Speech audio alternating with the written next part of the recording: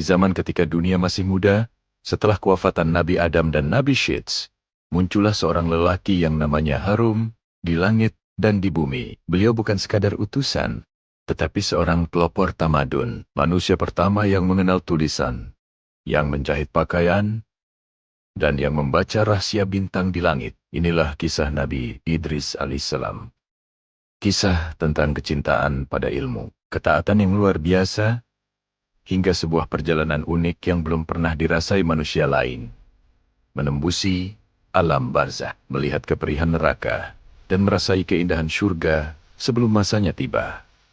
Nama asalnya adalah Akhnuf. Namun Allah menggelarnya Idris karena ketekunannya dalam daras, belajar, dan mengkaji suhuf, lembaran wahyu yang diturunkan kepada moyangnya, Nabi Adam dan Nabi Syeds.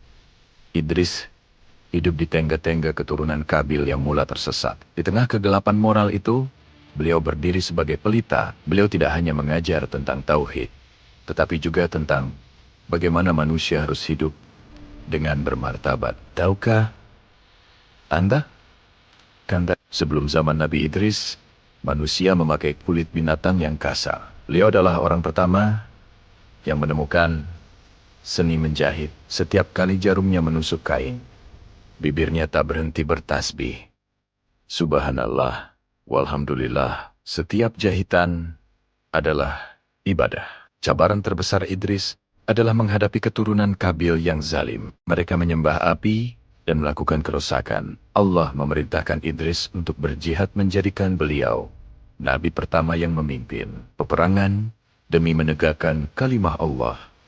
Dengan keberanian yang luar biasa, beliau membantras kezaliman. Namun, perjuangan Idris bukan hanya dengan pedang, tetapi dengan kebijaksanaan. Beliau membangun kota-kota, mengajar tentang astronomi, ilmu bintang, untuk menentukan waktu ibadah, dan ilmu matematik untuk kesejahteraan umatnya. Kesolehan Idris begitu tinggi, sehingga setiap hari, amalan beliau setara dengan amalan seluruh penduduk bumi pada zamannya. Ini membuatkan para malaikat rindu untuk menemuinya. Salah satunya adalah malaikat maut.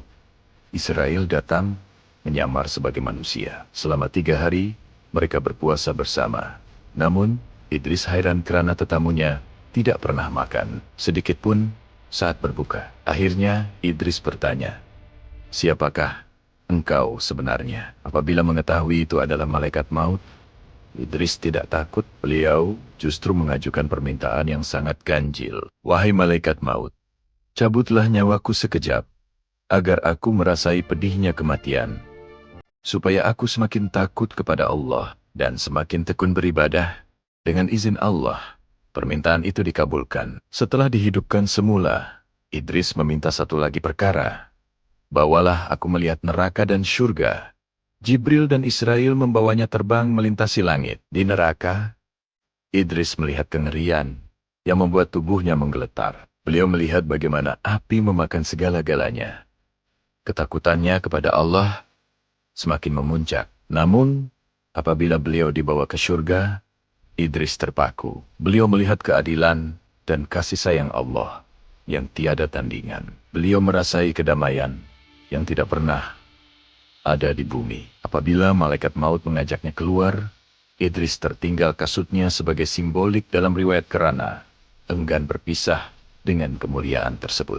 Akhirnya, Allah mengangkat derajat Idris.